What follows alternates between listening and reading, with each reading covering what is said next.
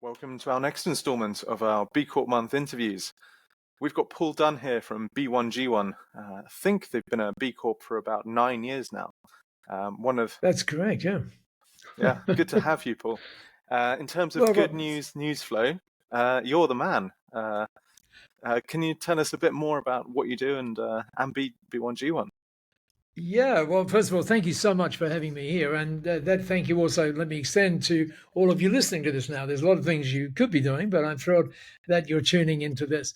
And part of the reason, Rob, is because, as you said, this is good news. And goodness knows we need a lot of good news right now. So B1G1 started and it has a really wonderful origin story. Some of you may have seen the new origin story of B1G1 up there on YouTube. And it's a fabulous thing. It comes because, and by the way, all of you listening now have an origin story, and that origin story that you have can be very powerful when you express it in interesting ways. So the B1G1 origin story comes because my co-founder, really the founder, I guess, the woman who had the original idea, her name is Masami Sato. And I was mentoring her, and she had this tiny little food business that started in New Zealand and then spread to Australia. And she was making gluten-free takeaway meals before takeaway meals were, what they are today. And anyway, we were in this mentoring session, and she came into the session, and it was she looked bedraggled, and not because she'd obviously been out on the town. She had not. That's not what she does. But she had obviously been thinking about something very, very profoundly. And so she started the mentoring session by saying to me in this beautiful Japanese accent, can we do something different today? And I said, well, sure. What did you have in mind? And she said, well, normally you, the mentor, and you always the one that asks the questions. So I was wondering if I could start by asking the question today. And I said, sure, sounds like fun. And she said, well, my question is not so much a question on something. It's really like a what if question. And I said, well, go for it. And she said, well, this is what's been going through my mind now for quite some time. And she said, what I've been wondering is what if we could create something where every time business is done, something great happens in our world. And at the time, Rob, I was regarded as what you might call an Australian bloke. And I gave the 2007 version of the Australian bloke response to that, which was, wow, that sounds awesome. Right? And she was smart enough to say, I don't think you get it. And I said, well, help me understand it. She said, well, in my mind, I've called it buy one, give one. And I said, okay, Masami, how does that work? And she said, well, I want you to imagine that you wanted to buy, for example, a plasma TV set, and you go down to the place where you buy those things, which I guess in England is Currys and Dixons and all those sorts of things. And I said, Masami, just a moment, what did you call she said it's called buy one, give one. I said, Masami, I don't think it's a very good model because if I go there to buy the plasma TV, they're not going to give me another TV. That's not what's going to happen. And she said, oh, no, you misunderstand. And I said, well, help me misunderstand. Help me clear that. And she said, well, it's very simple. You want a plasma TV on account of how you want more pixels, you want brighter pixels, you want all of those sorts of things. So she said, how would it be if when you did that, and this was the moment, Rob, this is the real moment. All of us have these moments.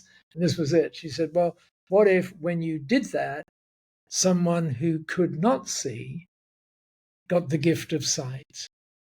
And I went, oh, oh my goodness. And I was surrounded by books. And she said, or imagine, every time an author sells a book, a tree gets planted. Or imagine I had a cup of coffee in my hand. Or imagine when someone has a cup of coffee, somebody in need gets access to life-saving water.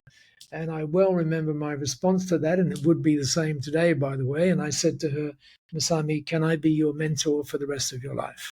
And that was the start of that. And very quickly, we realized that it could not be about buying things. It had to be about everything. So, for example, let's say you and I were on Zoom right now, and we were. Let's say I was. Well, you were the thing, and I'm the B1G1 member. Then what would happen is just because you and I were on Zoom, somebody in need, let's say a child in need, would get education for a period just because you and I are on Zoom.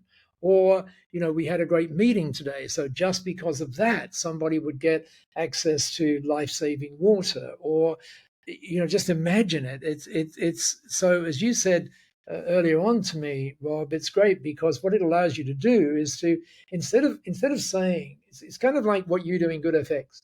Instead of instead of saying, every year we give or we donate this thing, what B1G1 does is let you do it every single day through very tiny actions. And the reason that B1G1 can do that is there's a lot of work that's gone on over those since 2007 to create 447, I think it is, 447 high impact projects around the world, which are now have to go through verification and audits and all of those kind of things. So when we say, a child gets access to water or a tree gets planted, that is what actually happens. And most interestingly, in many, many cases, as you know, Rob, as a B1G1 member, you can create those impacts for just 1 cent. So what that means is there's none of this, one day when I'll make it, when we've made it, I'll start giving back. You've no longer got the excuse because you can do it right now. So I hope that's a good sense of what B1G1 brings to the world. Yeah, no, absolutely. And I can say from our business, our Calendly's got your plugin. If you book an intro meeting with us, you can choose from the refugee projects you can support, and it's seamless. And all the plugins that a business typically uses, B1G1 has a solution. So there's really no excuse not to turn on the taps. If I just to do your job for you, Paul. Say no excuse. Yeah. I was going to say, and you can automate all of those things, which is, I think B1G1 currently links with 6,200 other apps, and so you can. Not that you have to automate it. I mean, you don't, but this just makes it seamless and part of how you do business. Which is why we say when you're part of B1G1, you become what we call a business for good.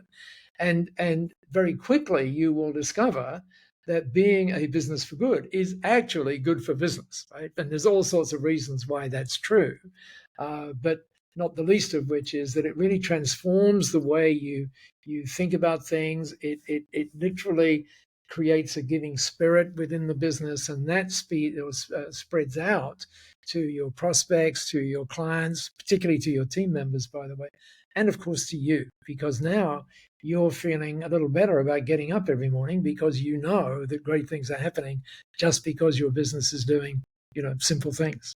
Yeah, no, it's great. And from that point, then, let's talk about that and how it relates to being a B Corp, because on one level, you could say you're a company that creates good things anyway. Do you need to be a B Corp? It's written on the tin. Well, of course, it's a good question, and it's one that we're often asked. The way, as you said, we've been B Corp since 9 years ago. I think we were one of the first 8 actually in Singapore. But so where I think about it now is that what B Corp does, and this may not be accurate, but this is how I think about it. So what B Corp is doing is verifying your internal processes, right? It's verifying that from an internal point of view, you're doing great things. The difference with B1G1 is, yes, it's doing that as well, but at the same time, you're actively engaging your clients, your team members, yourself, in making sure that great things are happening externally, not just internally, if that makes sense. So I think that B1G1 kind of amplifies that whole process, and it gives you the most magnificent ways, and I know because you've seen them and used them, the magnificent ways of counting up your impacts, and everything is tracked so you can see where it goes on the map and all those kind of things. And so it becomes this really interesting way of creating a legacy for yourself or for the business. And when you think of legacy, we tend to think of leaving legacies, but I like to think of living it every day. And I also like to think of it leveraging it. So when people every day, and so when people are seeing what you're doing, and by the way, this is not about trumpeting, look at this. It's not about doing it that way. It's about doing it in a beautifully aesthetic way, so that people go, oh my goodness, look at that. And that's one of the reasons why B1G1 continues to grow, because they see like, someone may have done a transaction with you, and they probably got what we call a gratitude certificate or something approaching that. And then they say, oh my God, look at that. I did this and that happened. Oh, I should explore that as well. So yeah, that's that leveraging part that I think is so important as well. That's great. And can you just as a final point, a lot of the audience are based in the UK that are watching. Yeah. But we have a strong UK community of B Corps. There's a lot of US B Corps as well. B Corps in Asia, 8 in Singapore. Can you just tell the audience a little bit about the B Corp community in Asia, just from the other side of the world, to say? Yeah, sure. What's going on? B Corp in Singapore now, that was 8, about 9 years ago. B Corp now, I think, and what they're doing, interestingly enough, is they are now making it a little bit easier financially, to be a B Corp. And in the United Kingdom, depending on your turnover, you're investing £1,500, I think it is, for the verification process, and then 2,500 or whatever it is per year. Whereas, and in Asia, the sense of things is quite different. So I think right now in Singapore, there's about 60 or so of us in B Corp. But of course, from a B1G1 point of view, yes, we love to think of it globally, and of course, the UK is a very, very, very important part of that, as far as we're concerned as well. About currently, I think something close to 40% of B1G1 members around the world are actually UK based. That's great. Yeah, definitely an international community. Yeah, Paul, it's been it's been a real pleasure chatting to you. Thanks for running us through your origin stories. It's really inspiring. We certainly love working with you and being part of the B1G1 family. That's mutual. Yeah. So at that point, we'll say, let's go back to the studio. Thank you, Rob.